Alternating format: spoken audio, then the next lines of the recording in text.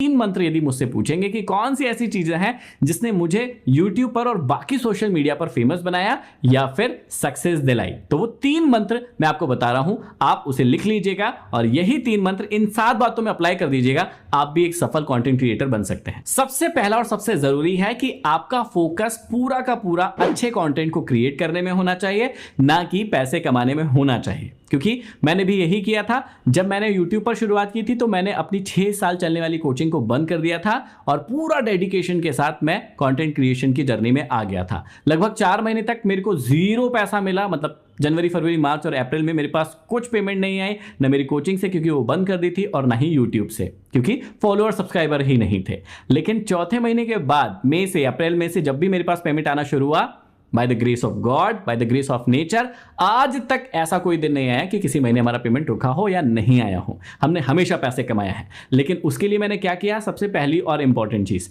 कि मैंने पैसे कमाने पर ध्यान नहीं दिया, मैंने अच्छे कंटेंट क्रिएट करने पर ध्यान दिया, क्वालिटी कंटेंट क्रिएट करने पर ध्यान दिया। पैसा बाय प्रोडक्ट है, वो अपने आप आ गया। दूसरी और सबसे इंपॉर्टेंट चीज, इंपॉर्टेंट सीख आप लोगों के लिए है कि कुछ भी हो जाए, यदि आपने फैसला ले लिया है कि मुझे ये काम करना है, तो आपको कंसिस्टेंट रहना पड़ेगा और हर बार अपने आप को इंप्रूव करना होगा। अपने आप से पूछिए कि मेरे वीडियो लोग देख क्यों रहे हैं, और यदि नहीं व्यू आ रहे हैं तो किसी को ब्लेम मत लगाइए कि YouTube वीडियो नहीं दिखा रहा है, YouTube वायरल नहीं कर रहा है उसको, ये सब फालतू की बातें हैं। आप अपने आप से पूछिए कि लोग मेरे वीडियो क्यों नहीं देख रहे हैं।